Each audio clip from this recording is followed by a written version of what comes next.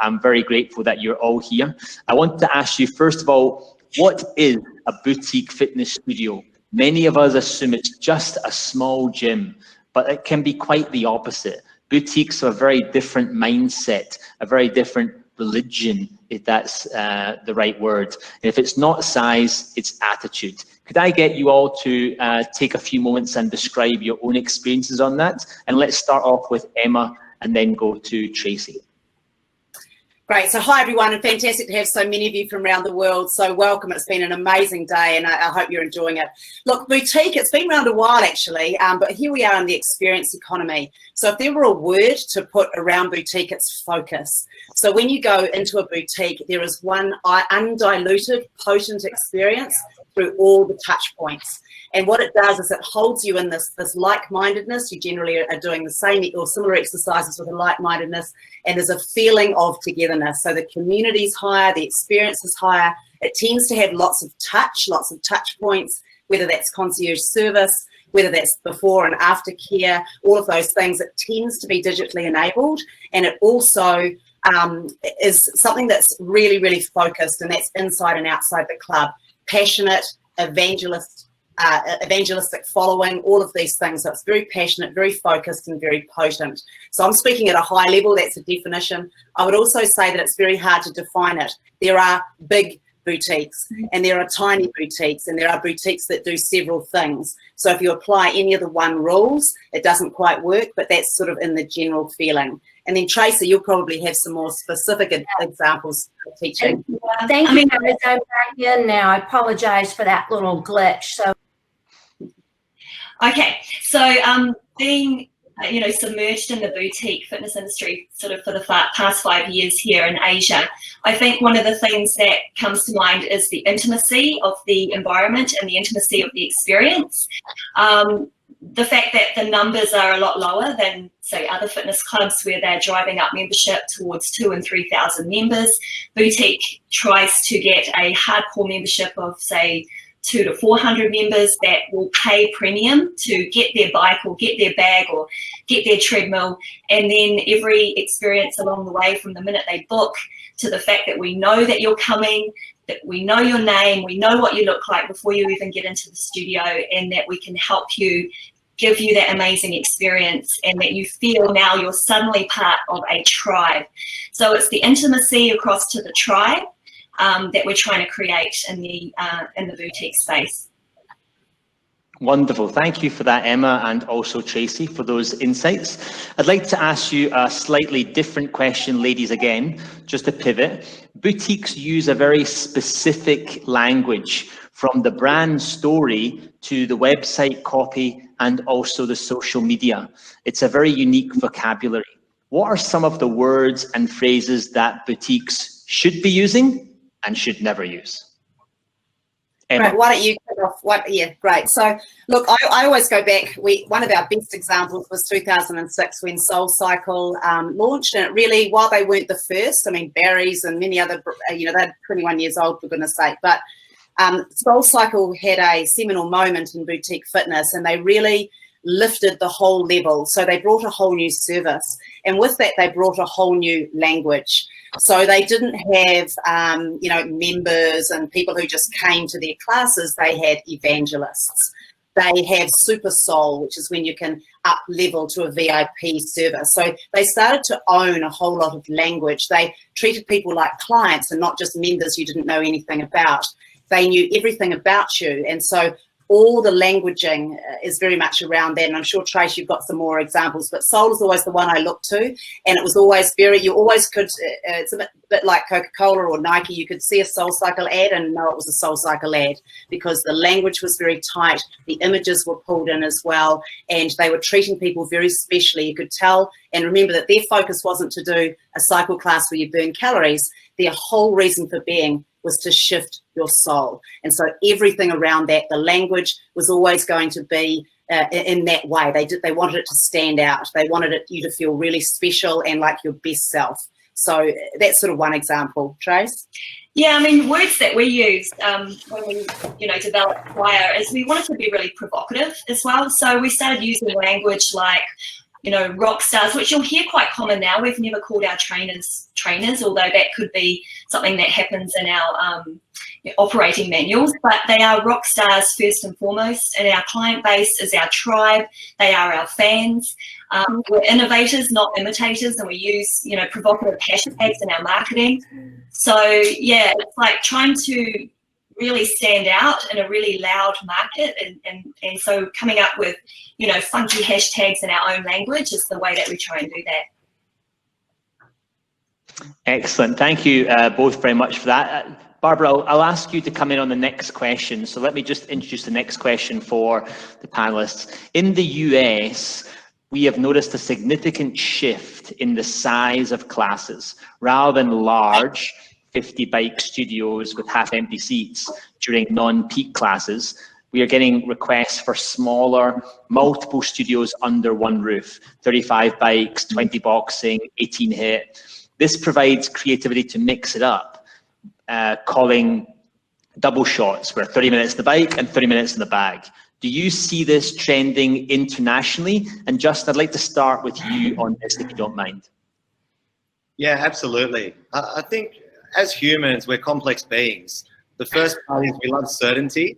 So we're happy to go to our pump class for 20 years, but at the same time, we love variety and we love something new. So we want to go to that hot new restaurant. We want to try that new fitness fad. Build a facility that has the consistency of incredible programming and what boutiques are renowned for, but also give people variety and that spice of life. I think we can tick both boxes. I guess the challenge for operators is moving away from a single focus creates complexity. And it's not about just bolting in a new service. That really doesn't work. As Emma really well articulated in her opening statement, it is about focus. So how can you create something that has yoga, which is so low intensity, combined with something like HIIT, and make that cohesive? So it's not about bolting on services, it's about creating a cohesive experience while offering variety. But I think it can be achieved, but it needs to be well thought out. And also, I guess we're seeing some examples, so I'm just going to jump in. There's a few examples that are worth looking at. So if you look at, these are hybrid Guys, I'm so sorry. I cannot see your face or hear you. Go ahead, Emma. Go ahead. Okay, sorry. So some examples to look into. Bunda in West Hollywood, which is Brazilian for booty.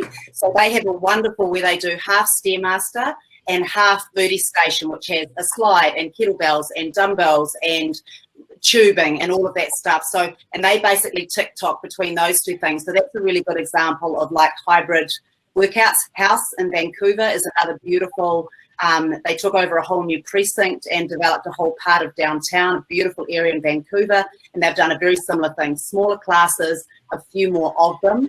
And another great one is in the Midwest, Styles Studios Fitness. So look these up because they're very cutting edge. They've brought in technology. They're beginning to really hybridize the workouts. We know that we're all bored. We know that we're now going to choose our 3 best things, and we're either going to do them here, or we're going to do them up the strip mall, or we're going to do them online and at home. So that's kind of what's happening. So we're human. We want the best restaurant, 100% agree with that. And then we go back to wanting variety because we get bored. But we want good variety. Yeah. The trick here is whatever programming you're doing now, it has got to be focused. It has got to be good, regardless of the club, the studio, the boutique, the at-home, whatever. It's got to be good. Yeah. So just well done, Emma. I think you've obviously highlighted what Justin was talking about there as well, and making sure that everything is quality, strategically thought out beforehand.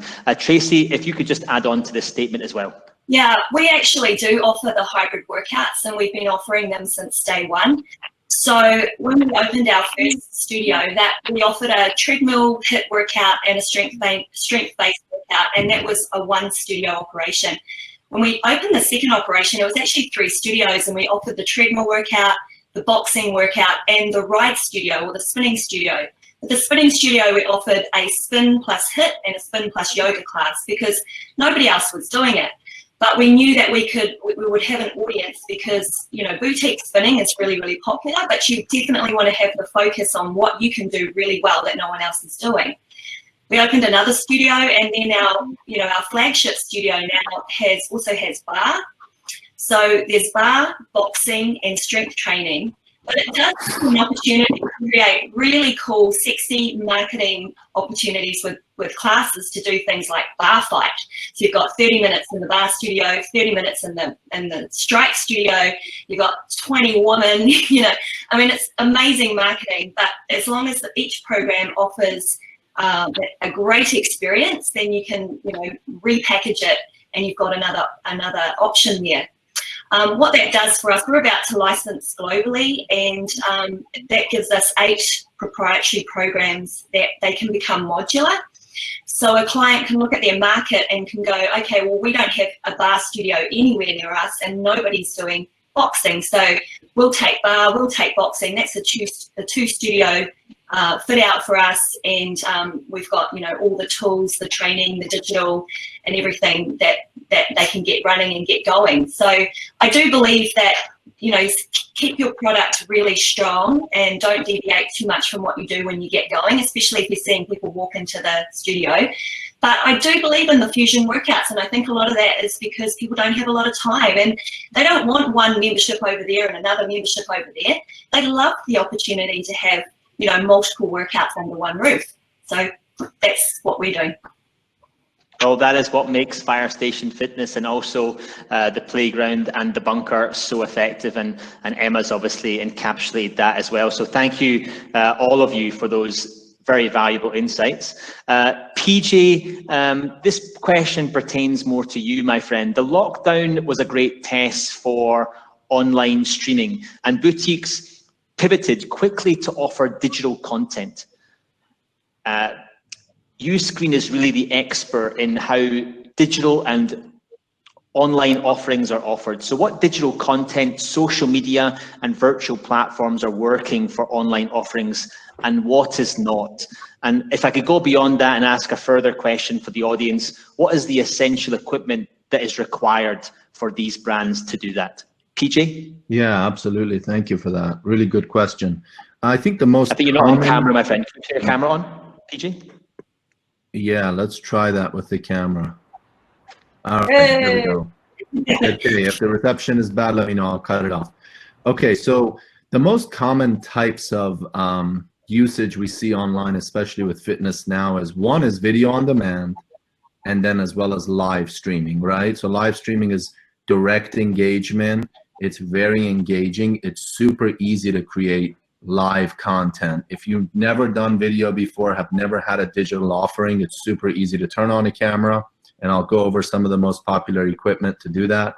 But it's really easy to turn on a camera and start shooting video, and your students, your members know you, your clients know you, so they engage with you right away, and they love that. So we see a lot of engagement with live streaming. And then to scale live above that, video on demand is really popular, because live is obviously very engaging, easy to create, but to constantly want to create live video on a schedule is also very tolling. So video on demand is very scalable. You shoot a video once, you take your live, you record it to on demand, and you can watch it as many times as you like. The same thing we're doing with this conference, right? There's some live attendees and participants now, but there's going to be a lot watching on demand later. So very common with our popular customers like spinning.com, Spinning TV, SoulCycle. They do live streaming as well as on demand as well. And then the most popular equipment that we see is going to be usually is very common, super easy to shoot with your mobile phone, whether it's an iPhone or an Android. Stability of that phone is very important. You want to make sure there's, you know, I think there's a lot of annoyance in bad sound and not stable phones. So you want to make sure you have a tripod. That's really important. So all you need is a mobile phone to do the capture, whether it's live or on demand. But obviously taking it to the next level and setting up like a digital SLR is very popular as well. That's a really good way to do that. And a simple Rode mic, for example, as well as other brands of, you know, mics, lapel mics that you can connect to yourself to do the classes. So we have some really simple help guides and videos on YouTube that show you how to do that. So a simple mobile phone all the way to digital SLRs and a camera works extremely well. Tripod is very useful. experts gyms that we see actually use set up that camera and do the shooting themselves as well, the capture of the camera. So you don't really always have to have someone behind the camera, but that does help to have someone behind the camera helping you to turn on and off. Editing, you can keep pretty simple, right? Most of the video platforms, including Uscreen, allow you to test and then go live. So you actually capture when you go live, you hit the button, so you don't need to do any editing after. So generally speaking, I would say a simple setup is the most important, especially during these tough times. The clients, members, however you name your students, are more than happy to see that live streaming and video on demand content. So it's not so much that it needs to be production grade. As long as the sound and the video are good, it's appealing to watch that content. It's, you know, we're seeing really good engagement with that. Okay, thanks, PJ, for that. One more question to ask you before I go to the other speakers, and that is a more technical question. Should you mirror your online studio schedule?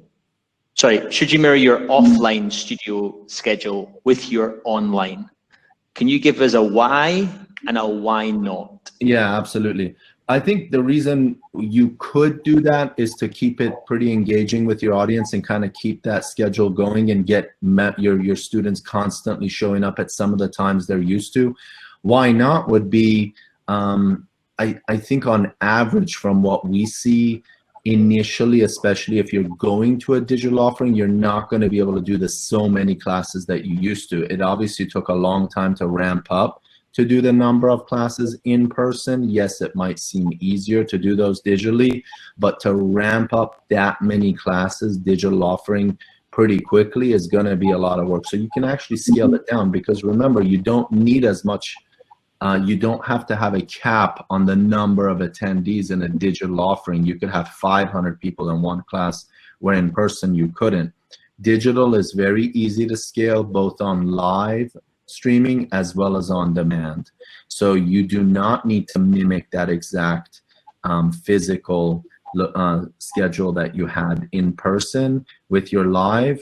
That's my advice, and that's most of what I've seen is 80% are not exactly mimicking that schedule.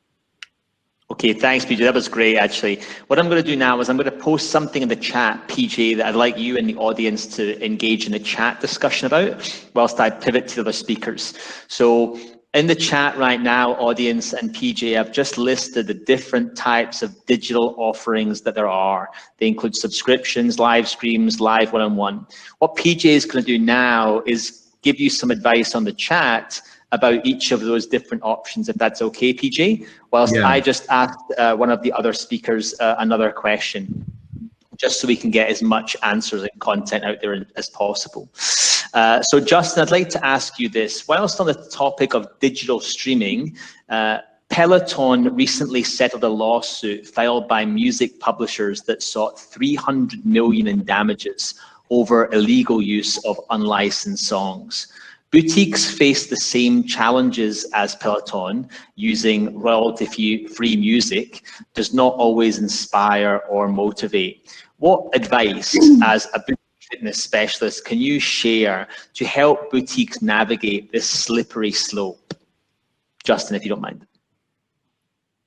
I think step one is to speak to your local country's authorities to ensure that you understand your licensing laws. So that's always step one. From there, it's a business decision.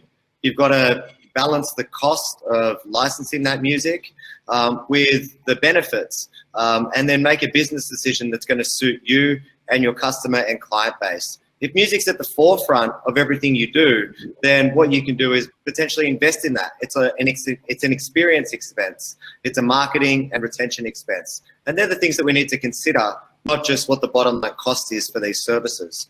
Your alternative options for that is you can actually engage music producers and DJs who can provide better music experiences than off-the-shelf music, so it can be curated to your audience, while not infringing on licensing laws either. So there are creative ways that you can navigate through providing amazing musical experiences without having to spend license fees. However, license fees can be a really great investment as well.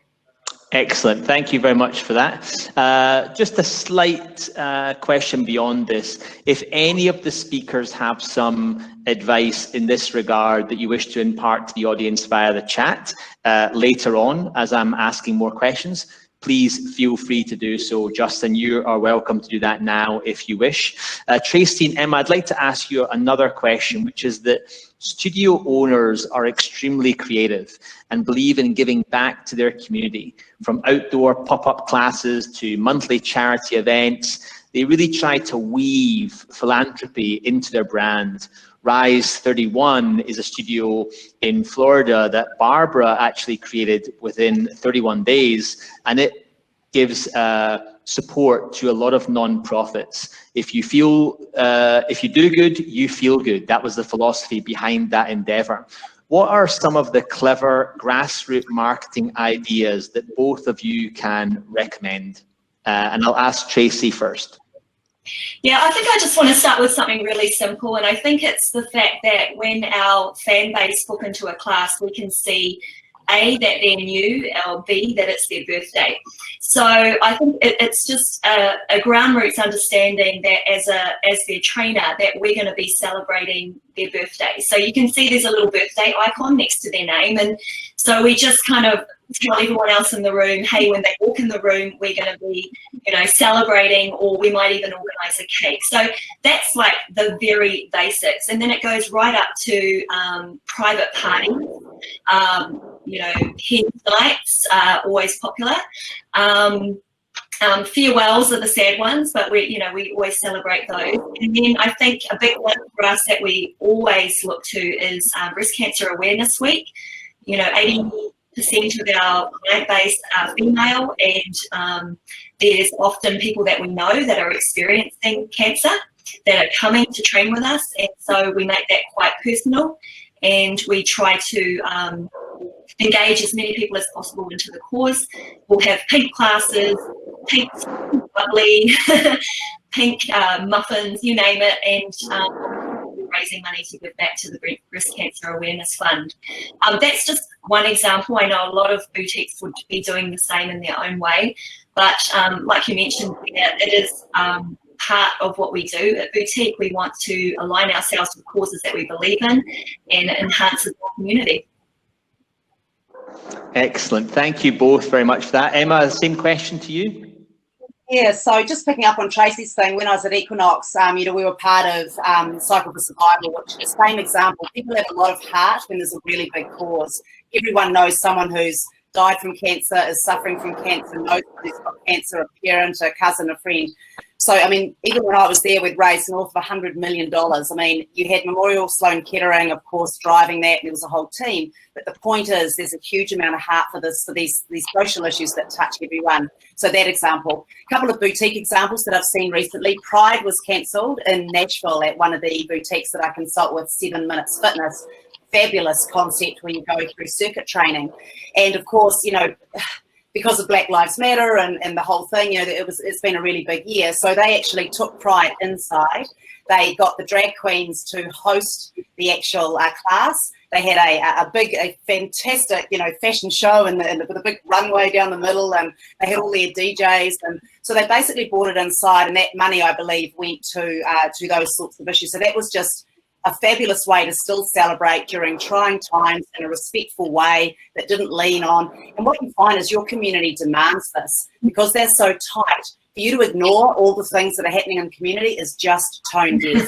So every single boutique I follow celebrates every one of the special calendar days on the thing. Like, it's just part of the marketing plan because you're tone deaf if you don't. The other great example I have is Barry's Bootcamp. So I know that the guy that runs diversity, I'm sorry, I can't remember his name, but he's the head of diversity. Of course, when Black Lives Matter went down, no one's making any money right now, right? But they still decided to, exercise for a day a week, whatever it was, and donate all those funds that they were still getting in some online way to the causes and the voices of the time, because here in LA, it was absolutely deafening, like the whole, and it still is, there's so much to write And so there's an example of a brand that we're all in trouble, right? No one's making any money, but still you decide to back the things that your community really cares about, because we'll recover from this soon. But the most important thing is that we take care of our community. And yeah, so just a couple of great examples. Thank you both for all your insights. They're very invaluable. I know the audience is going to love hearing those. I'm going to move swiftly on to the next question, which is technically from Barbara. So Barbara specializes obviously in designing a lot of boutique facilities. She specializes in startups that provide business plans, branding, architecture, and operations and training. Some of these amazing facilities are very expensive, and others, for example, may have different budgets. If you have a limited budget as a boutique, what do you believe are the most important things to remember for longevity in the industry and for success in the industry? And if I could start that off with Justin, that'd be great. Yeah, so facility, we had almost no money compared to what we have to be able to invest in beautiful studios like I have behind me today. The studio behind me today cost about the same as our entire first gym that we built. And it was really a choice of what investment do we want to make today that's going to make the biggest long-term impact. Things go out and they look to design a logo. It's not a brand. And I think that's a mistake. The best investment, really high agency who thought about our brand holistically. They thought about the language and the thinking beyond logo and thinking beyond web, but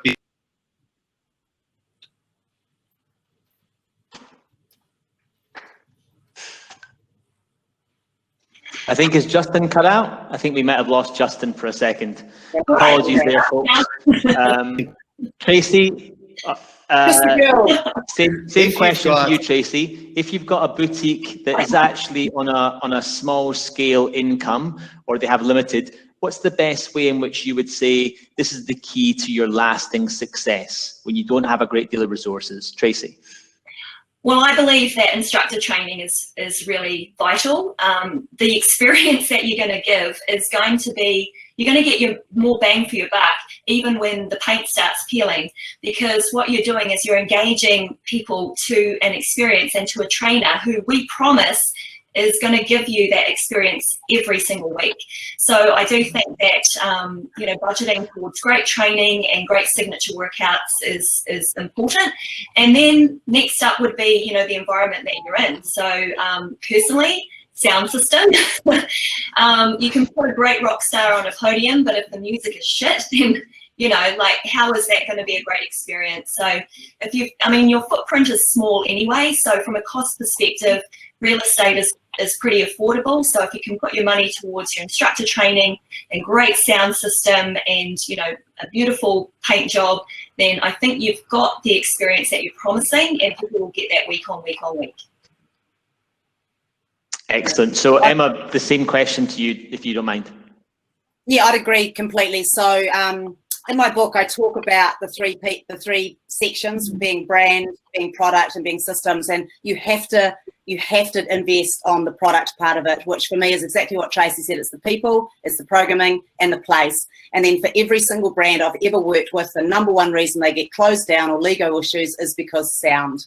So you have to invest in sound, or you have to, even if you think you've paid, you know, $100,000 or even $300,000, I've heard in some cases, to do a box within a box. I promise you, the first class on the first day, you'll get the knock at the door from the resident above, the business across the street, and the person who just happened to be walking by. So I would say those things, and then find automation and digital tools and things like that that you can afford and grow into the future. Because one of the big things is that we understand our database. We are data-led. We know what they do. We know what they like. We know who they sit by. And that has to be, that's one of the big pitfalls of clubs. It's one of the advantages of boutique. We know what our people do.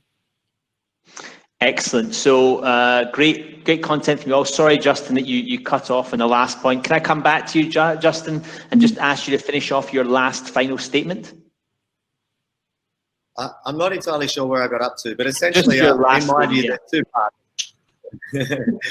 So we want to get a creative agency on board to build the brand. And the second thing is be cognizant of your own weaknesses as an owner, and then hire around that. Mm-hmm. So I know that for myself, there were certain gaps that I needed to fill, and then find those people, pay them really, really well, or even consider giving them really great bonuses or even profit share or equity in your business. So you've got a really holistic, strong team that can grow into the future. Excellent. Well, thank you. Thank you. That's great. So moving on to the next question, I'm going to bring PG in here in a slight adjunct. So a lot of clients may look at secondary markets as being extremely successful. So there are lots of boutiques now which function in densely populated cities. There are less boutiques which operate in more suburban or quieter neighborhoods. If you were to open up a neighborhood studio in a small town, I'm looking for the pros and cons to that. PG, I'd like to start off with you. What could you do if you are somebody who is opening up in a neighborhood space for online offerings? Your perspective on that before I turn to the others. Yeah, absolutely. I think when it comes to any type of fitness brand that is appealing and engaging to your audience, I think that's really what it's about. So as long as you're able to offer that content that's engaging to your audience, that's the most valuable aspect.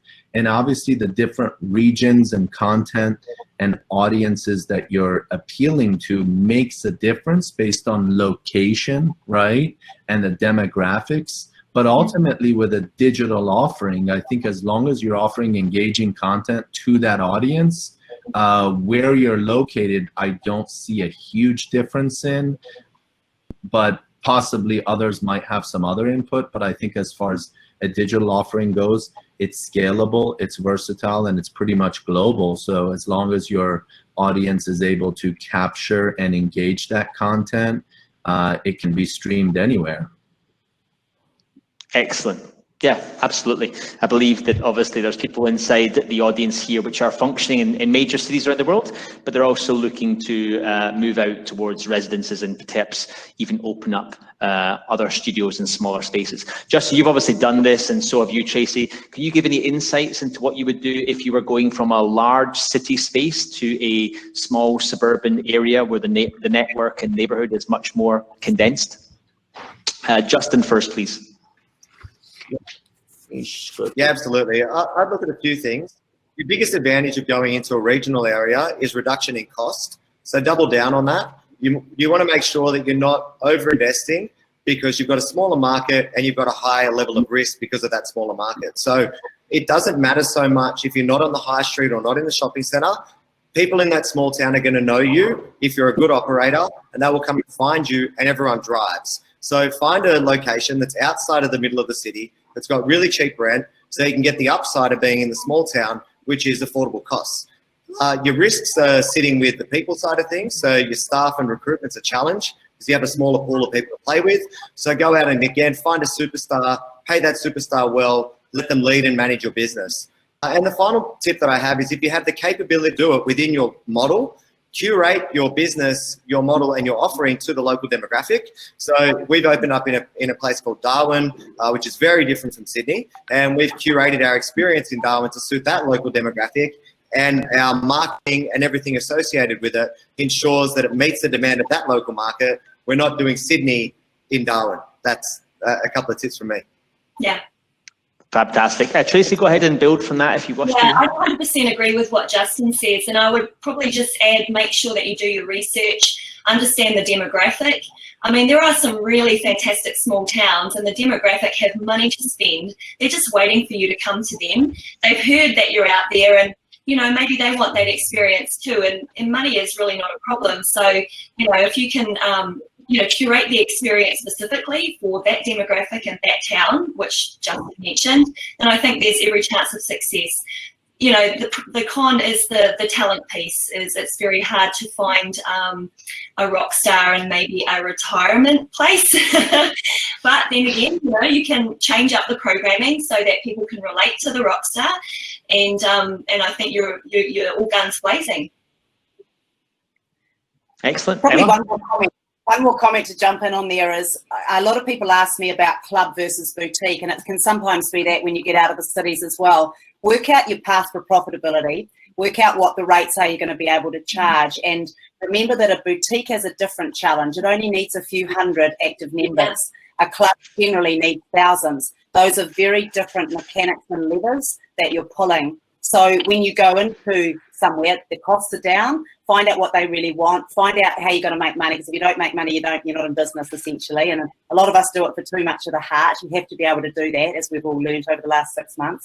But just the money around it, the money math around that can really change how you operate. And you might decide, I'm going to get a few more dollars, so I'm going to lift the service, so therefore I'm going to spend more, I'm going to charge more, and I need less people. So that's probably one thing that I see as well with brands shifting outside trophy cities and A cities. Remarkably astute. Well said. I'm now going to ask all the panel a slightly different question. I'm going to start off with Tracy and then move to Justin and then lastly Emma. And this question is something that you haven't had impromptu. It's from the audience. The question is, what must boutiques now consider as they redraw their long-term growth strategies? And what would the outlook be for the boutique industry in general over the next 1 or 2 years? Tracy. Yeah, we're smack in the middle of discussing this strategy. So I'll just give you sort of my insights on where I think that we're probably at. And do understand, we're in a changing and shifting world. I mean, one day I wake up it's this, tomorrow I wake up it's that, and I've got to adjust and be flexible to the changes. So where we're at right now is we believe in a hybrid model. Our fans are coming back to our clubs. We've been open for 9 weeks now, and every week that it's open, it's like, oh, hallelujah. And we're getting the same people coming back, but the capacity is half. So only half the number of people can come back, and we can only service half of our business, which doesn't make a profitable business. Hence, moving across and looking at the digital offering, both live stream and on demand, is something that we got into quite quickly, and I think it's definitely something we want to continue with. What that means is obviously an opportunity for a hybrid model. On a pricing front, we're here in this conference right now to ascertain what other people are thinking about it as well. So a hybrid model that offers maybe an in-studio experience at a higher price, that could be something that comes up with boutique, and an add-on price for live stream and on demand. That might be our future. We also believe that we'll get through this, and it will go away and clubs will come back up again. But I think the opportunity is there for boutique, especially in the real estate. A much smaller footprint, improves the opportunity for profit. So go boutique.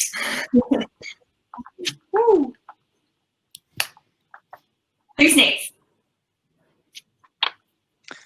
Emma? I think I'm the only one left. Am I the only one left? It's okay. It's your turn to speak, Emma. Go ahead. Good. Right. So here's what I think. The good will scale and the bad will fail. We already know, at least here in the United States, with every month we stay closed, there's a number of brands that are just not going to make it back. Their pockets are not deep enough. They were pay-as-you-go models, so they didn't have much in the bank. And everyone was in a growth model, so they're probably overextended cap-wise as well. So that's my first point. Secondly, everyone will learn from every part of the sector. We are learning from the budget end of the sector, the value-based, of value for money, how much you can get for your money, and that people are going to want that convenience. I would also, as we've watched the mid-market collapse and go bankrupt and restructure and recapitalise and all that, we will see the middle market have to choose an end, either experience or either cost. And so I think everyone will learn from that. I do believe that the Germans will bring back Gold's Gym. I think there's going to be, resurgence in the middle there. And then from the luxury we'll learn, and from the boutiques we'll learn experience. So even a club model is going to have to become more focused, more on trend with programming. Everyone has to lift their game. We've only been motivating the motivated. We have not reached into people who really need us. I believe there'll be a proliferation of money models. We have to move more towards membership. because if you're just going pay as you go, that's not going to work. And the good boutiques already have Orange Theory, F45. All those guys are on a frequency model. They're not on a, hey, come along and we'll see you sometime. It's like you're coming 4, 8, 12 times a month, and that's how you're paying. And some people are going into the 6 and 12 months. So that's going to have to happen. There'll be a proliferation of programming. We're bipedal humans. We only move in certain ways. We watch the boxing go in and out. We watch the treadmills go in and out. That will become more variety. There has been a seminal moment for digital. Digital is now part of our ecosystem. This transition that we're going through is just an artificial, short-lived, clunky phase. Digital is here, guys. It's part of our world, like it is retail and everything else. So it's going to be a part of our ecosystem, which means frequency is going to be affected. I might go to a club 2 or 3 times a week. This is my belief. I might go at home twice when the kids are sick or I've got to be home or whatever, and then I'll take my whatever on vacation. So that's going to be the new gym for sure. And then I'd say, look, health and outdoor. Outdoor is also here to stay, and so it should be. We've all been pushed outdoors because of COVID, etc. It should be a part of our thing as well. It's part of nature. It's when the weather's good and we should be doing that as well. And the last thing is health for me has never been so pertinent, so poignant as it is now, because we're seeing people who are overweight, have underlying health issues, who have made poor lifestyle choices, not just their own fault, but our whole society hasn't set them up to win. That we need to all step up as an industry and learn from each other and then come back strong, but come back sustainably. Sometimes we lead too much with our heart and we don't have enough business in there. So if you know that that's your weakness, to Justin's earlier point, find a business person, because if you're not in the business of making money, you're not in business, and we need you. We need you now more than ever. Those would be my thoughts. Excellent. Well, audience, I think you've heard the speaker say a number of key things, but forming great collaborations and strong partnerships, especially with brand leaders who can really try and look at the weaknesses of your business and create those as strengths, is fundamentally something that you're going to have to do. And especially for those people in the audience who asked me what to do if you had a low budget, we are really going to have to nurse that a great deal. We've got a question from John Elijah, Africa. Good friend, great supporter of the summit, and ultimately a fitness expert in his own right.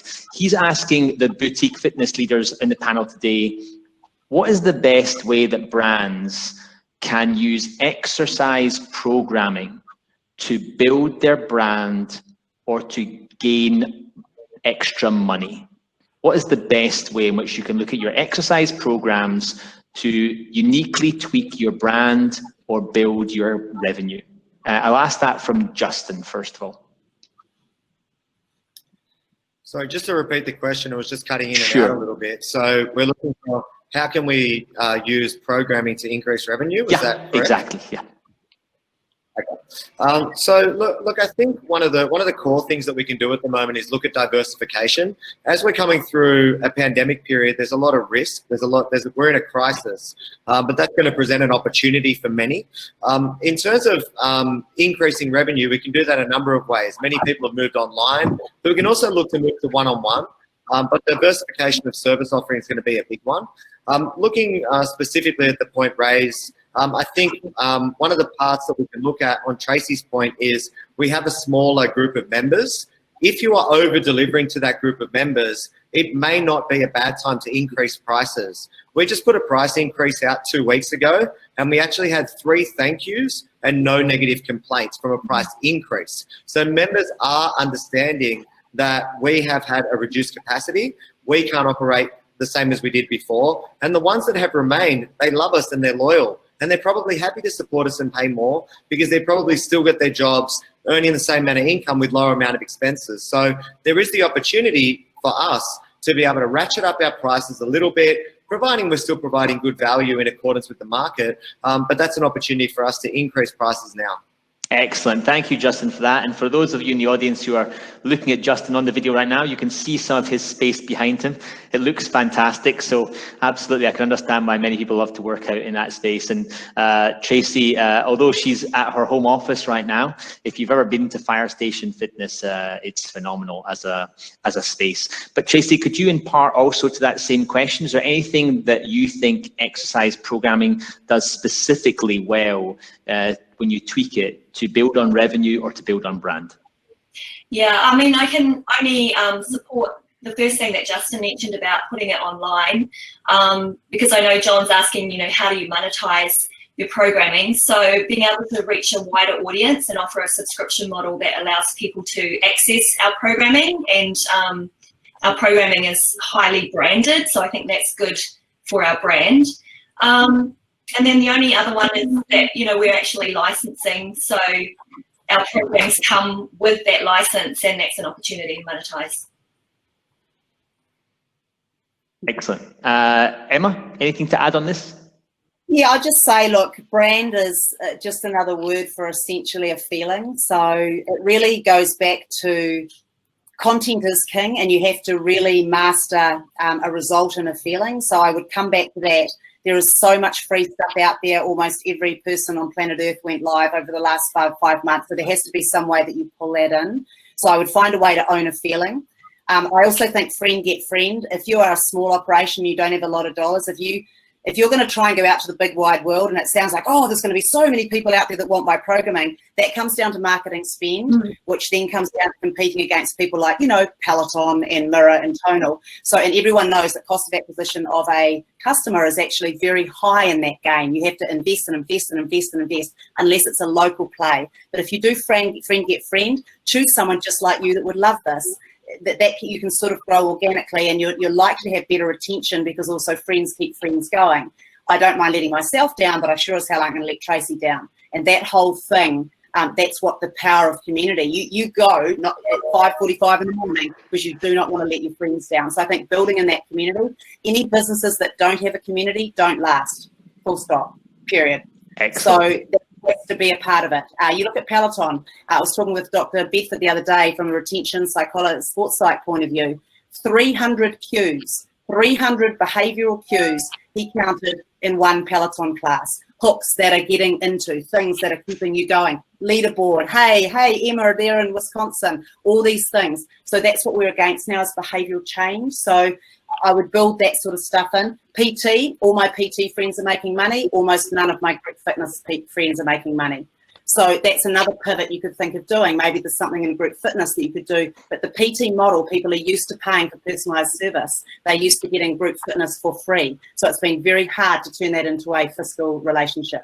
So I would say that's something. And then look at a Zumba model. I've just was speaking with Sadie from 305 Fitness, which is a very amazing brand out of New York City. She's basically taking dance and trying to democratize entrepreneurship, especially for young women wanting to dance and earn money, because that's how she made her way through university. So those are some ideas. Yeah. Excellent. Well, thank you. We did have a question from Sandy Reamer, who is the Director of Health and Fitness for the YMCA in the States. Now, Sandy actually said, with smaller footprints and limited class sizes during COVID, the evangelistic experience, is this the future, or is it going to struggle for the next while? I'm not going to have the speakers comment on this for the simple fact that all the speakers would probably agree that boutique fitness is very much the future if you do it well. So as Justin and Tracy and Emma have all highlighted, if you're not paying attention to branding, if you're not paying attention to customer engagement, acquisition, retention, experience level, then you can fall behind the wayside even if your community is behind you. But instead, I'd like to ask the panelists as a slightly different question, just in closing. Bear in mind, we only have a few minutes left, ladies and gents. What are the top 3 pieces of advice in a sentence, 3 sentences only, that you would give any boutique operator right now going forward from this crisis on how to thrive? Justin, pressure's on. 1, reduce your costs. Negotiate hard with your landlords. There's some great opportunities there to reduce your fixed costs, trim the fat from your business, and start to focus. That's tip number 1. Tip number 2 is diversification. I've got a friend of mine who owns a technology company who diversified by investing in Airbnb properties. Completely different, but with no international travel, they've got full Airbnb every single week and have actually made that a great revenue stream for them to manage this period. The third part is, if your business is strong, then double down and invest. There are some amazing opportunities right now in the market to pick up cheap property, to pick up distressed assets, and to be able to grow and scale your business. Now's the time for the strong businesses not to hibernate, but to be brave. So move forward, back yourself, and invest your way out of the pandemic rather than constricting. Fantastic, and thank you very much for that. That's great advice. And just before I move on to Tracy for next, I'd just like to say, for those panelists who are not fundamentally aware of Justin, Tracy, and Emma, they are all in at all times in all they do, and that is key to their success and their growth. Tracy, if you could mind just answering those 3 tips for the audience to take away. Yeah, because that wasn't on the panel question list, so I had to write a few things down. So love your tribe, your people, the ones that work for you and the ones that continue to support you. And you need to do that by communicate. So to maintain your team and make them feel safe, both in the environment that they have to come back to work in and outside of that, keeping them in the loop with what's happening and all the changes that are happening and all the opportunities that are available to them. Keep communicating to your team. And that goes across to your fan base as well, letting them know what's happening, that the clubs are safe to come back to, that their trainer is back there ready to inspire them and uplift them again, and that there's a future with our business. So that's my first one. Focus on your strengths. It's easy to start going left and right. Should we do this? Should we do that? But look at your core business and your core offering, which is for us, our programming, our amazing workouts. And then how can we get that out into a wider audience? Therefore, out into the world through live stream, through on demand. And we've been able to hook into that. So we're going to continue with that. We know it works. And the third one is clean up. There's things that probably you wanted to try that and you wanted to try this, but that's going to take away your focus. So clean house, get rid of all the stuff that was kind of hanging in there, maybe the people that were hanging in there that weren't serving you. Clean up, refocus, and we'll get through it and it'll be amazing. Wonderful. Emma, before you start, I'm just going to take this opportunity now, because we only have a few minutes left. If Justin and PJ and Barbara and Tracy could put into the chat a way in which the audience can contact you with private questions, and Emma, you're welcome to do so, but you'll be replying to me in a second. I'd also like to thank all the panelists for all their contributions in the last hour. It's been fantastic. Thank you, audience, as well, for all your patience and support and making sure that you adapt to all the little technological glitches we've had. And now I'm going to let Emma impart her 3 bits of wisdom. In 10 seconds, I get the pressure. Look, number one, I would take this opportunity, because I work in the recruitment space as well. I would take this opportunity to re-explore your why. How deep does it run? How vehemently are you behind it? How strongly is it driving you? Because there are some people that actually are ready to perhaps leave what they've been doing and move into something, either in the industry or somewhere else. So look into your why, because we're in tough times and you need that why on the days that you wake up and you don't feel like going to work. You're going to need something really deep and driving. So from a personal, from a human point of view, re-look at your why. Number 2, I would take the opportunity, and it's all I write about on this, and I will do a selfless plug, but building a Badass Boutique, take the opportunity to work on your business. Look at every touch point, lift it up, have a look at it. Could we do better? Is this working for us? Does it serve it or not? And then make it better or take it out or change it. So go through the touch points and work on your business, not in it, because you can't read a label from the inside. So take this opportunity to have perspective. Number 3, ask for help. None of us are perfect. We all have, when you're in a high performing team, it's when you are all have your own skill sets, you respect each other, and you get disproportionately amount of work done, because you've got a wonderful group of people who are having fun together, who can really accelerate things. Ask for help, have a mentor, be on a mastermind group, get an accountability partner, get a coach, whatever it takes, because that is the only way that you will accelerate. And then also be data-led. So, and thank you for this opportunity, Blair, for being on the panel. It's been wonderful. Oh, it's a privilege to have you all here. I'd just like to close and say that, audience, we have unfortunately run very much out of time. We only have 60 seconds left. However, each of the leaders are obviously inputting their details into the chat here so that you can reach out to them. They're all on hand for whatever you need. Emma has not done a shameless plug. Her resource is absolutely fantastic. If you haven't got it, you need to get it.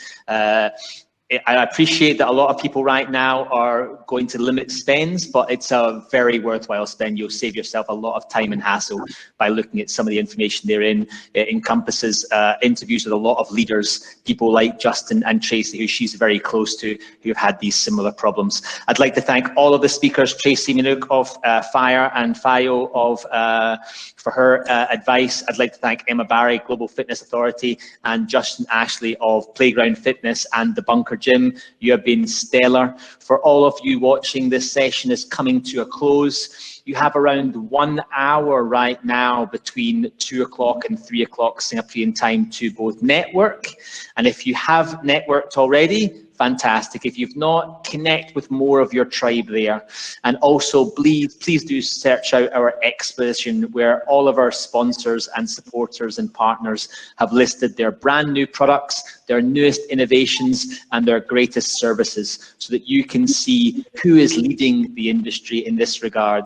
I'd just like to give a big clap to Tracy, Emma, and Justin once again. They're on hand for you if you ever need. It's been an absolute pleasure to bring you all here together. I look forward to when we can talk about boutique fitness again, both physically, and ultimately we'll do this again in October to discuss the future of the boutique fitness industry, and hopefully we'll have even greater insights over the coming months into how that looks. Thank you from the depths of our heart from Fit Summit. It's been an absolute pleasure. Apologies that Barbara couldn't be here more, but I'll share her details with everyone in the downloads, and hopefully you can get in touch with her there. Thank you to PJ and Patrick, who have been exceptional in offering their advice on digital wellness. And I believe that PJ has shared his details with you already, and if not, Patrick has as well. It's been an absolute pleasure for everyone. I know that Tracy, Emma, and Justin have loved to help you, and they are always on hand if you ever need any advice. Thanks, Blair. Thanks, guys. Take care, everyone. So Bye now. ciao.